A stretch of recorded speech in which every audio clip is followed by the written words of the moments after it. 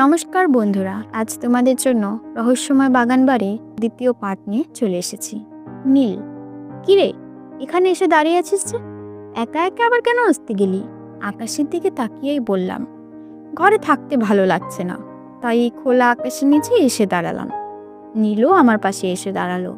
ছাদেই একটা বসার বেঞ্চ ছিল, বেঞ্চে বসে কিছুক্ষণ গল্প করলাম। আগের থেকে মনটা বেশ ফ্রেশ লাগছিল। হঠাৎ নীলের ফোনে একটা রিংটং বেজে উঠল। নীল ফোনটা রিসিভ করে লাউডে দিল। নীল, হ্যাঁ রুদ্র বল। রুদ্র, দোস্ত তোরা কোথায়? 11টা বাজতে গেল, তাড়াতাড়ি পিয়ার রুমে আয়। পাপড়িকে সারপ্রাইজ দেওয়ার কথা ভুলে গেলি নাকি? না না ভুলিনি, আমরা আসছি। এই নীলা, নিচে চলো, সবাই অপেক্ষা করছে, বলে নীল উঠে দাঁড়ালো। হ্যাঁ চলো। পিয়ার রুমে সবাই অপেক্ষা করছিলাম। আমরা ছাদ থেকে নেমে দেখি পুরো অন্ধকার, একমাত্র পিয়ার রুমেই আলো জ্বলছে। এবার ব্যাগ থেকে একে একে সমস্ত জিনিস বের করে শুরু করলাম। মোমবাতি, গোলাপের পাপড়ি যা রিক সন্ধেবেলায় নিয়ে এসেছিল, বেলুন, কেক, ছুরি, চকলেট, স্প্রে, আরও অনেক কিছু। সব জিনিস নিয়ে আমরা পা টিপে টিপে পাপড়ির রুমে গেলাম। পাপড়ি ঘুমিয়ে আছে, কিন্তু দরজা লক করা। তাহলে ভেতরে যাব কি করে? রিক একটু ভেবে বলল, পাপড়ির রুমে বেলকনি আছে, ওখান থেকে ওর রুমে যাওয়া যাবে। সুমি বলল, আইডিয়াটা ভালো, কিন্তু আমরা কি করে যাব? রিক বলল, কেন, স্পাইডারম্যানের মতো দেওয়াল বেয়ে যাব। হোয়াট? রিক সুমির মাথায় হালকা টোকা মেরে বলল, ওরে মাথা মোটা, আমি পাইপ দিয়ে উঠে ঘরে গিয়ে দরজাটা খুলে দেব, আর তোরা ভিতরে চলে আসবি। নীল বলল, দোস্ত সাবধানে। বলে রিক নিচে নেমে গেল। 10 মিনিট হয়ে গেল, রিক তো দরজা খুললো না। তাহলে কেউ উঠতে পারেনি? হঠাৎ দরজা খোলার শব্দ পেলাম। দরজা খোলার শব্দ পেয়ে পিয়া ফিস ফিস করে বলল, এই পাপড়ি উঠে যায়নি তো আমাদের কথা শুনে? হবে হয়তো, চল লুকিয়ে পড়ি। এই বলেই যে যার মতো অন্ধকারে লুকোনোর চেষ্টা করলাম। কিন্তু হঠাৎ একটা ফিস ফিস আওয়াজের কথা শুনতে পেলাম। কিরে, তোরা কই গেলি? এই নীল, ওরে আমি, তোরা ভেতরে চলে আয়। রিকের গলার আওয়াজ পেয়ে আমরা হাফ ছেড়ে বাঁচলাম। সমস্ত জিনিস নিয়ে পা টিপে টিপে ভেতরে গেলাম। ঘরটা পুরো অন্ধকার, আলো জ্বালালে যদি পাপড়ি উঠে যায়, তাই খুব সাবধানে ওর চোখে একটা কালো ওড়না বেঁধে দিলাম। এরপর অভি ঘরে লাইট জ্বালিয়ে দিল। আমরা পুরো ঘরটা বেলুন দিয়ে সাজিয়ে ফেললাম। বিছানার উপরে গোলাপের পাপড়ি আর বেলুন ঠিকঠাকভাবে সাজিয়ে ফেললাম। কেকটা একটা প্লেটে রেখে টেবিলের উপর রাখা হয়েছে। 12টা বাজতে আর 5 মিনিট বাকি। রিক পাপড়ির বিছানার পাশে একটা পর্দার আড়ালে লুকিয়ে পড়ে। আমরাও লাইট অফ করে পর্দার আড়ালে লুকিয়ে পড়লাম। রকির দায়িত্ব ছিল সমস্ত মোমবাতিগুলো জ্বালানো, তাই ও মোমবাতি জ্বালিয়ে দিল। নীল ও রুদ্র নিচে গার্ডেনে গেল বাজি ফাটানোর জন্য। 12টা বাজার সঙ্গে সঙ্গেই আমরা 4 জনে 4টে বেলুন পিন দিয়ে ফাটিয়ে দিলাম। বেলুনের শব্দে ভয়তে পাপড়ি চমকে জেগে উঠল। কে আমার রুমে? হ্যাপি বার্থডে পাপড়ি বলি সবাই একসঙ্গে চেঁচিয়ে উঠলাম। পাপড়ি এখনো কিছু বুঝতে পারেনি। বিছানার থেকে নামতেই ঠিক পাপড়ির চোখ পেছন থেকে ধুয়ে বন্ধ করে দিল। কে, প্লিজ চোখ ছাড়। আমরা হাসতে হাসতে বললাম, কোনো মতেই না, চুপচাপ চল। পাপড়িকে নিয়ে বেলকনিতে এসে দাঁড়ালো রিক। আমরাও ওদের সাথে এলাম। রিক পাপড়ির চোখ ছেড়ে দিল। চোখ মেলতেই দেখলো আকাশের পরপর কটা সেল ফাটলো।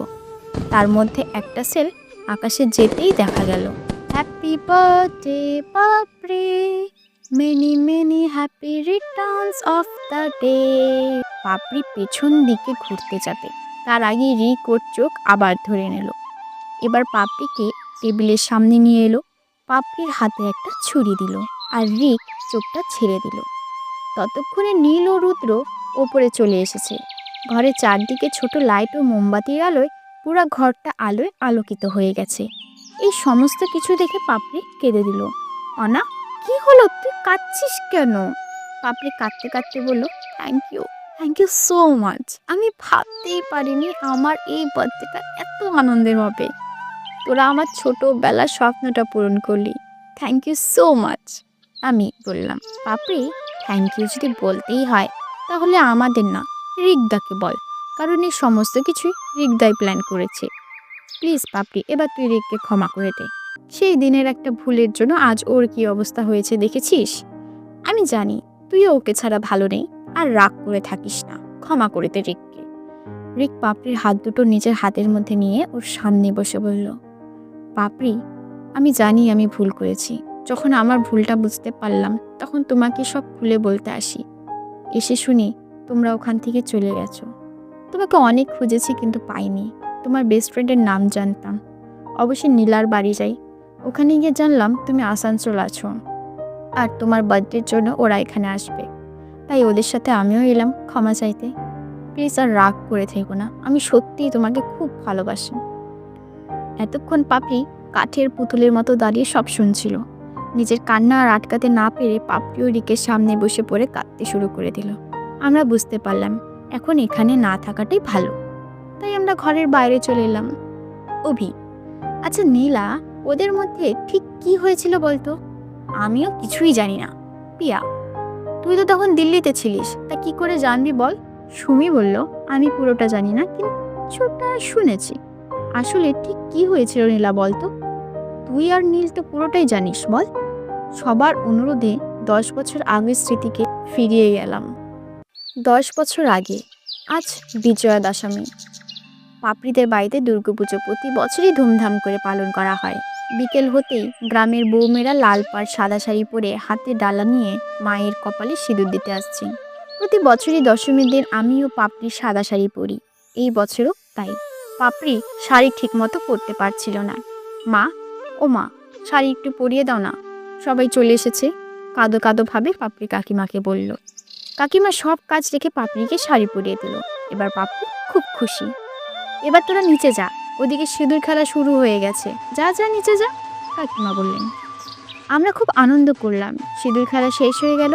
এবার মাকে বিসর্জন দেওয়ার পালা। আমাদের পাড়ার বড় পুকুরে বিসর্জন দেওয়া হবে। প্রায় সবাই যাচ্ছে, সাথে পাপড়িও যাবে, কিন্তু নীল আমাকে যেতে বারণ করলো। মন খারাপ করে বললাম, নীল, সবাই যাচ্ছে, আমিও যাব। নীল, না, যেতে হবে না। আমি, প্লিজ নীল, চাই না, তুইও চল, প্লিজ, আর না বলিস না।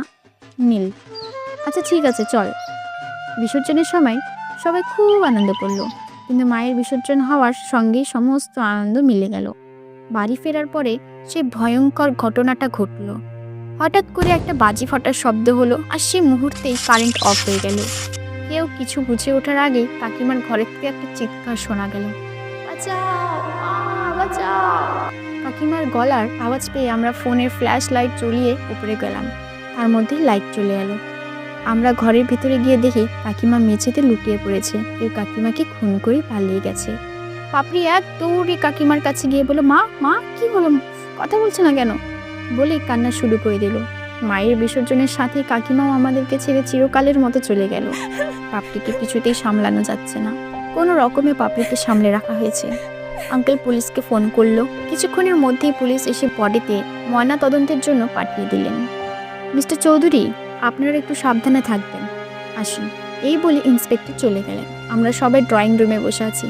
পাপড়ির এই অবস্থা দেখে আমরা কেউই বাড়ি ফিরতে পারিনি। রাত 2টোর সময় কাকিমাকে আবার বাড়িতে আনা হলো। পাপড়ি আবারও কান্নায় ভেঙে পড়ে। ওর কষ্ট দেখে আমাদেরও খুব কষ্ট হচ্ছিল। এত কিছু হয়ে যাচ্ছে, কিন্তু রিককে কোথাও দেখা যাচ্ছে না।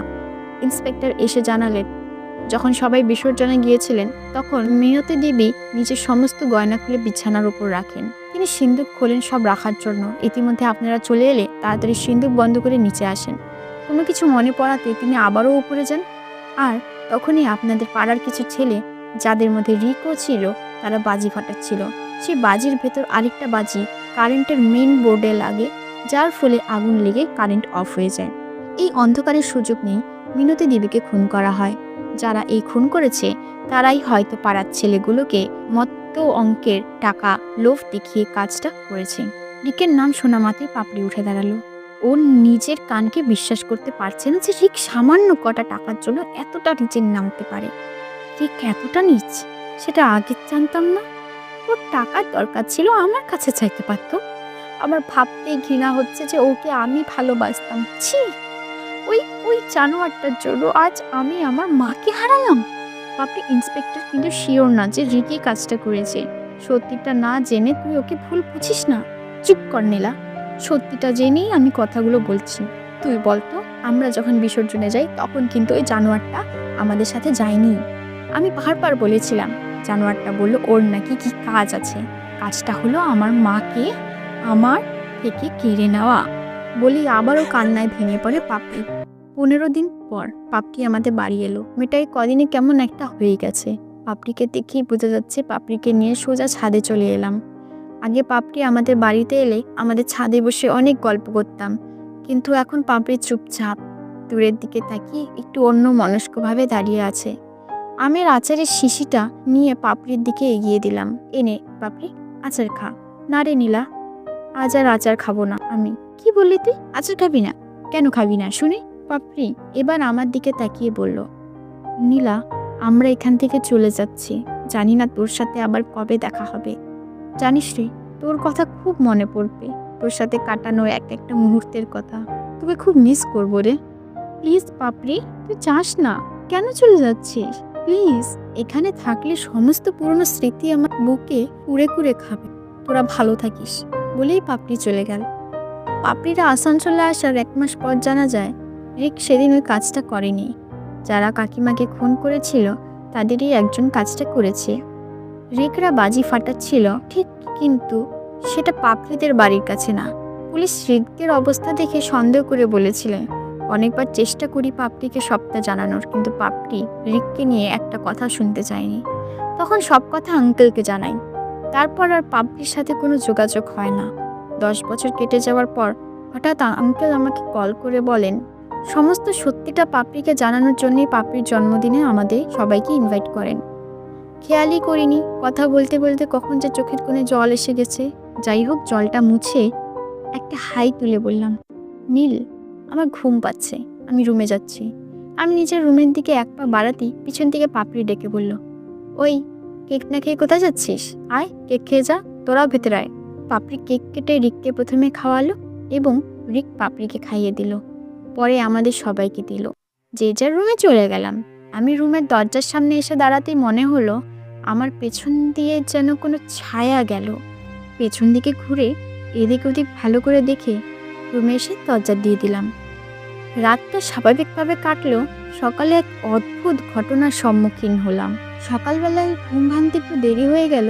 ঘুম থেকে উঠে দেখি বারবার আমার ফোনে কল আসছে, অচেনা নম্বর। তাই ইগনোর করে ফ্রেশ হতে চলে গেলাম। ফ্রেশ হয়ে এসে দেখি তাও ফোন এসেই চলেছে। বিরক্তি নিয়ে ফোনটা রিসিভ করলাম। হ্যালো, কে বলছেন? ফোনের ওপাশ থেকে একটা বিশ্রী ঘ্যার ঘ্যার আওয়াজ শোনা গেল। এই শুনে আমার মাথা গরম হয়ে গেল। হ্যাঁ বলি ফোনটা কেটে দিলাম। রুম থেকে বেরোবো এমন সময় আবারও কল এলো। ফোনটা কেটে দিয়ে রুম থেকে বেরিয়ে নীলের রুমে গেলাম। নীলের রুমে রুদ্রও ছিল। আমাকে দেখে নীল বলল, কিরে, তুই এখন উঠলি নাকি? পাপড়ি তোকে খুঁজছিল। আরে দেখ না, সকাল থেকে একটা অচেনা নাম্বার থেকে কল আসছে। এ দেখ, আবারও কল করছে। বলে ফোনটা নীলকে দিলাম। নীল নম্বরটা দেখে বলল, না রে, আমিও চিনি না, তুই কলটা তুলে দেখ। অনিচ্ছা সত্ত্বেও কলটা তুললাম আর লাউডে দিলাম। হ্যালো। ফোনের ওপাশ থেকে একটা মেয়ের হাসির শব্দ শোনা যাচ্ছে। মেয়েটার হাসি যেন থামতেই চাইছে না। এবার আমার রাগের মাত্রা বেড়ে গেল। এই, কে তুই? যদি তোর কোনো কথা বলার থেকে তাহলে বল, না হলে আমি ফোন রাখছি। দ্বিতীয়বার ফোন করবি তো আমার থেকে খারাপ আর কেউ হবে না, বুঝলি? হঠাৎ ফোনের ওপাশ থেকে আরও একটা মেয়ের কান্নার শব্দ আসতে থাকে এবং সে ফুপিয়ে ফুপিয়ে বলে, প্লিজ আমাকে বাঁচাও, আমাকে মেরে ফেলবে। কে মেরে ফেলবে? কে তুই? কে তুই বল। ফোনের ভেতর থেকে আবার আগের সেই হাসির শব্দ ভেসে উঠল। হাসিটা খুবই ভয়ঙ্কর ছিল, এতটাই বাজে ভয়ঙ্কর যে মনে হচ্ছে আকাশে খুব জোরে বাজ পড়ছে। এবার হাসিটা থামিয়ে মেয়েটা বলল, কি রে ঝিনু, আমাকে মেরে এখন খুব বেশ হাসি খুশি আছিস তাই না? যদি বাঁচতে চাস তাহলে এখনই এখান থেকে চলে যা। বলে আবারও পিছড়িভাবে হাসতে লাগলো। নীল ফোনটা আমার হাত থেকে নিয়ে কলটা কেটে দিল। ঝিনুক আমারই বাড়ির ডাকনাম, যেটা নীল ও পাপড়ি ছাড়া কেউ জানে না। তাহলে এই মেয়েটা কি করে জানলো? কে এই মেয়েটা? নীল, আমি কিছু বুঝতে পারছি না, কি হচ্ছে এটা? রুদ্র, কিন্তু এই মেয়েটা কে ছিল? নীল, আমিও কিছু বুঝছি না। এটা এখন আমাদের মধ্যেই থাক, আজ বার্থডে পার্টিটা হয়ে যাক, তারপর কাল এটা নিয়ে ভাবা যাবে। নীলা, তুই যা, পাপড়ির সাথে দেখা করে আয়, এসব নিয়ে ভাবিস না। ঠিক আছে, বলে রুম থেকে বেরিয়ে পাপড়ির রুমে এলাম। 10টার দিকে আমরা সবাই মন্দিরে পুজো দিতে যাওয়ার জন্য তৈরি হয়ে গেলাম। মন্দিরে সবাই হেঁটেই যাচ্ছি, কারণ বাড়ি থেকে মন্দির বেশি দূরে নয়। মন্দিরে এসে পুজো দিয়ে পাশেই থাকা ফুলের বাগানে এলাম ফটো তোলার জন্য। কিছুক্ষণ ছবি তুলে বাড়ি ফিরে এলাম। ফ্রেশ হয়ে কিছু খেয়ে রেস্ট নিতে রুমে গেলাম। রুমে এসে ফোন ঘাঁটতে লাগলাম। ফোন দেখতে দেখতে ঘুম পেয়ে গেল। ফোনটা রেখে ঘুমিয়ে পড়লাম। বৃষ্টি থামার নাম মাত্র নেই। যে গাছের তলায় দাঁড়িয়েছিলাম এখন সেখানেও জল পড়ছে। এইভাবে ভিজতে থাকলে শরীর এক্ষুনি খারাপ করবে। আমরা গভীর জঙ্গলে আছি, তাই ফোন নেটওয়ার্কও নেই যে কাউকে কল করে সাহায্য চাইবো। এমন সময় ঝোপের থেকে একটা বিষাক্ত সাপ ফোনা তুলে বেরিয়ে এলো। আমরা ভয়তে ওখান থেকে দৌড়াতে লাগলাম। সাপটা আমাদের পেছনে আসতে থাকে। আমরা কোনো দিক না দেখে শুধু দৌড়তে থাকি। হঠাৎ করে সুমির পা কিছুতে আটকে যায় এবং ও পড়ে যায়। আমরাও থেমে গেলাম, ওকে উঠতে সাহায্য করলাম। ভয়ে ভয়ে পিছন দিকে তাকিয়ে দেখি সাপটা আর তাড়া করছে না। এটা দেখে প্রাণে বাঁচলাম। চারিদিকটা এবার ভালো করে লক্ষ্য করলাম। আগের থেকেও বেশি ঘন জঙ্গলে চলে এসেছি। বৃষ্টি একটু কম পড়ছে, ফেরার রাস্তা খুঁজে পাচ্ছি না। এদিকে সন্ধ্যা ঘনিয়ে এসেছে। এখানে কিছুতেই রাত কাটানো যাবে না। একটু একটু করে এগোতে থাকি সামনের দিকে। কিছুটা এগোতেই দেখি একটা দোতলা বাড়ি। বাড়িটা খুবই পুরনো। বাড়িটার দিকে এগিয়ে গেলাম। রুদ্র দরজায় টোকা দিয়ে বলল, কেউ কি আছেন? কোনো উত্তর এলো না। এদিকে ভয়ঙ্কর জন্তু জানোয়ারের বিকট আওয়াজ আসতে শুরু করলো। ভয়তে আমাদের রক্ত হয়ে গেল জল। কোনো উত্তর না আসতে নীল ও রুদ্র দরজাটা সামান্য ধাক্কা দিতেই দরজাটা খুলে গেল। আমরা সবাই ভিতরে ঢুকে পড়ি।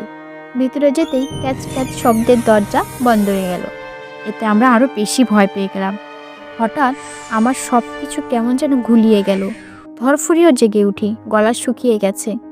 এসির ভেতরে থেকেও পুরো ঘেমে গেছি। ফোনে সময় দেখলাম 3টা বেজে গেছে। আর একটু পরেই সবাই চলে আসবে, তাই আর বেশি কিছু না ভেবে শাওয়ার নিতে চলে গেলাম। সন্ধ্যার পর সব গেস্ট আসা শুরু করেছে। আমি চেরি কালারের একটা লং গাউন পরলাম, তার সাথে হালকা মেকআপ করে চুলটা ছেড়ে দিলাম। ঝটপট সবাই তৈরি হয়ে ড্রয়িং রুমে প্রাপ্তি আসার জন্য অপেক্ষা করতে থাকি। হঠাৎ সব লাইট অফ হয়ে যায় এবং একটা লাইট সিঁড়ির ওপরে পাপড়ির দিকে গিয়ে পড়ে। পাপড়ি আজ লাল ও সোনালি রঙের একটা লেহেঙ্গা পরেছে, সাথে হালকা মেকআপ, কানে হিরের দুল, হাতে সিম্পল একটা ব্রেসলেট। চুলটা ছেড়ে ওকে আরো বেশি সুন্দর লাগছে। আমরা তো পাপড়ির ওপর ক্রাশ খেয়ে গেছি। রিকের তো চোখ সরছেই না। পাপড়ি নিচে নেমে এলে আবারও সমস্ত লাইট জ্বলে উঠলো। আঙ্কেল পাপড়ির জন্মদিনের সাথে রিক আর পাপড়ির এঙ্গেজমেন্টের কথা জানিয়ে দিল। পিয়া গোলাপ ফুলের পাপড়ি ভর্তি একটা প্লেট নিয়ে এলো। তাদের দুটো রিং রাখা ছিল। দুজন দুজনকে রিং পরিয়ে দিল আর কেক কাটলো। পার্টিতে সবাই খুব আনন্দ করে কেক কাটলাম। আজকের গল্প এখানেই শেষ করছি। আশা করি তোমাদের ভালো লাগবে। পরবর্তী পার্টের জন্য আমাদের চ্যানেলটিকে সাবস্ক্রাইব করে দিও। গল্পটি ভালো লাগলে লাইক, কমেন্ট আর বন্ধুদের সাথে শেয়ার করে দিও। খুব তাড়াতাড়ি আসছি পরবর্তী পার্ট নিয়ে।